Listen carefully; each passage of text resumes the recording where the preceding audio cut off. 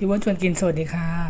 เจอกันวันหยุดนะคะเมื่อวานไม่ว่างก็เลยไม่ได้อัดคลิปเนาะวันนี้เกี๊ยวกินส้มตำแตงแคบหมูค่ะแล้วก็จะมีไก่ย่างขนมจีน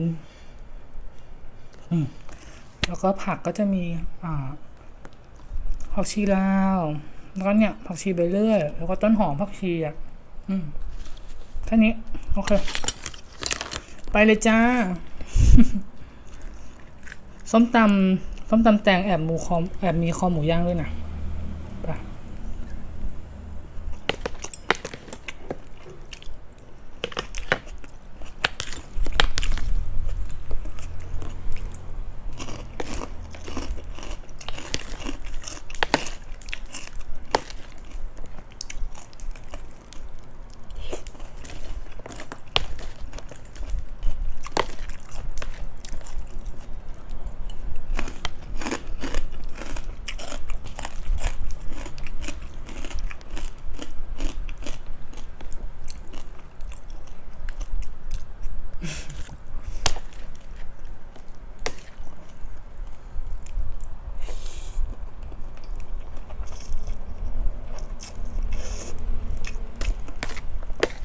วันนี้กะว่าจะกินส้มตำปลาหมึกเผ็ดแต่เดินออกไปแล้วเขาไม่ขายครับ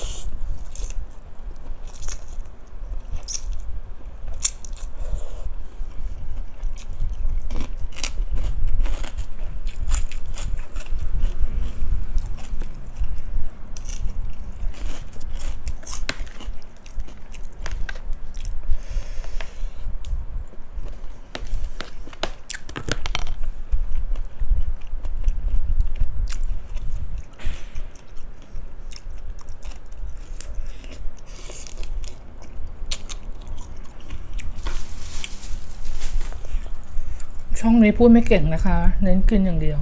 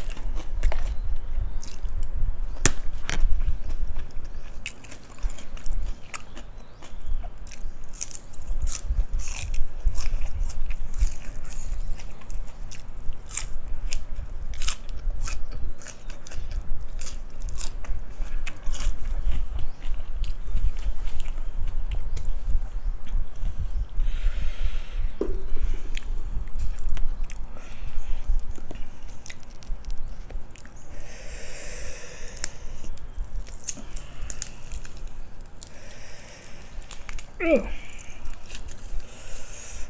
ยา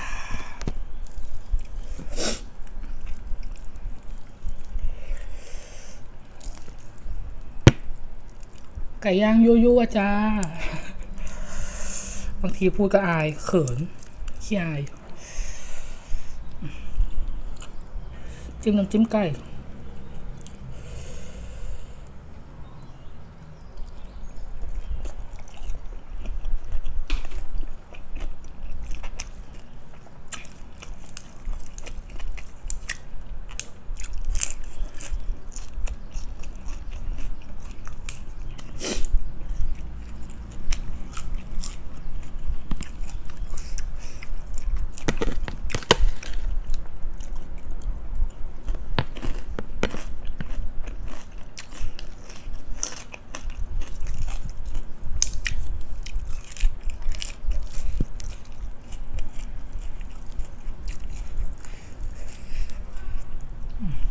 คำใหญ่ๆ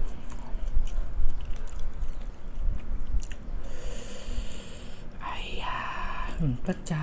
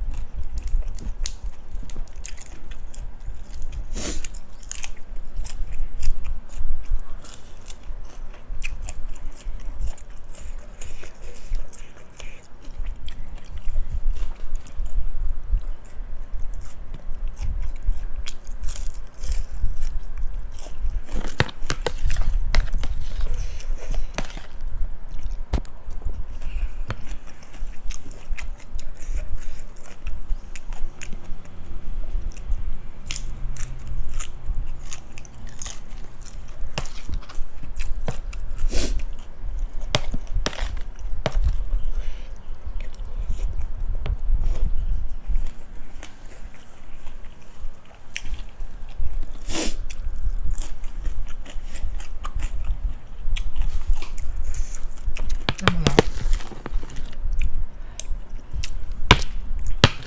ไก่สักคำเนาะจากลากันด้วยไก่ชิ้นสุดท้ายชิ้นนี้